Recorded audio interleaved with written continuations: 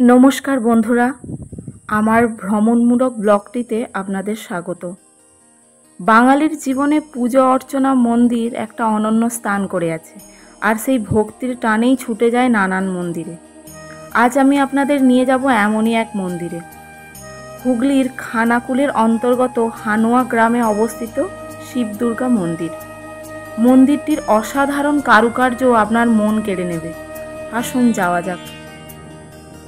আপনাদের সুবিধার্থে বলে দিই পথ নির্দেশটি। আপনারা যদি আরামবাগ থেকে আসেন তাহলে আরামবাগ ভায়া মায়াপুর হয়ে খানাকুলে এসে ওখান থেকে আসবেন রাজহাটি। তারপর রাজহাটি বাজার থেকে ডান দিকে সোজা চলে যাবেন হানুয়া শিব দুর্গা মন্দিরে। বাগনান থেকে এলে বাক্সি নদী পেরিয়ে পানশিউলি হয়ে চলে আসবেন এই মন্দিরটিতে। আমরা এবার প্রবেশ করব মন্দির প্রাঙ্গণ। সত্যি কি অপরূপ শৈলী এই মন্দিরের। মন্দিরের বাইরেই আপনারা পূজার ডালি কিনতে পেয়ে যাবেন। 50-100 বিভিন্ন দামের পূজার ডালি পাওয়া যাচ্ছে। পূজা আপনি সবসময় দিতে পারেন, মহাদেবের মাথায় জলও ঢালতে পারেন। এই মন্দিরটি দক্ষিণ ভারতের মন্দিরগুলির আদরে নির্মিত। মন্দিরের সামনের এই শিবমূর্তি শিব ভক্তদের আরও বেশি করে আকর্ষণ করে। আসুন মন্দিরটা ঘুরে দেখাই। এই মন্দিরের প্রতিটি কারুকার্য অসাধারণ, আপনার মন কেড়ে নেবে। শিল্পী কি সুন্দরভাবে ফুটিয়ে তুলেছেন তার হাতের কারুকার্য। মন্দিরটির সামনে রয়েছে পেতলের তৈরি একটি ধর্মধ্বজ। আসুন আমরা মন্দিরে প্রবেশ করি। মন্দিরের ভেতরের অপরূপ দৃশ্য থেকে আপনি চোখ সরাতে পারবেন না। কোষ্টি পাথরের নির্মিত বিগ্রহগুলি নাকি তামিলনাড়ু থেকে আনা। মন্দির গৃহে শিব দুর্গা মূর্তি আর তার দুই পাশে আছেন মা লক্ষ্মী ও সিদ্ধিদাতা গণেশ। মন্দিরের ভিতর এবং বাইরের কারুকার্য আপনার মন কেড়ে নেবে। মন্দিরের চারপাশটিও ভীষণ সুন্দর।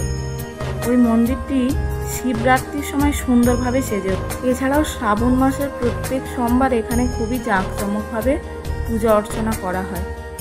বিগ্রহগুলির সামনে একটি শিবলিঙ্গ রয়েছে। প্রত্যেকে সেই শিবলিঙ্গে জল চড়াতে এবং মালা পরাতে পারেন। মন্দিরের ভেতরের দেওয়ালে শিবপুরাণের নানান কাহিনী বর্ণিত রয়েছে। মন্দির প্রাঙ্গণের চারপাশটি অসাধারণ সুন্দর। এখানে কিছু বসার জায়গাও আছে এবং নানান ধরনের ফুল গাছ দিয়ে সুন্দরভাবে সাজানো। সব মিলিয়ে একটা দারুণ সুন্দর বিকেল উপহার পেলাম।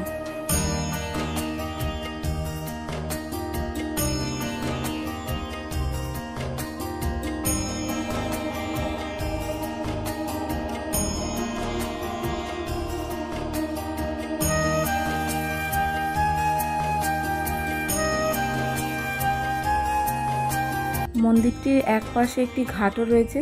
এছাড়াও মন্দিরটির এক ধারে রয়েছে একটি গিফট শপ, যেখানে ঘর সাজানোর নানান রকম জিনিসপত্রও রয়েছে। এছাড়াও রয়েছে মেয়েদের নানান রকমের সাজের জিনিস। মন্দিরটি আপনাদের কেমন লাগলো আমাকে নিশ্চয়ই জানাবেন। এখনের মতো টাটা, আবার দেখা হবে আমার পরবর্তী ব্লগে।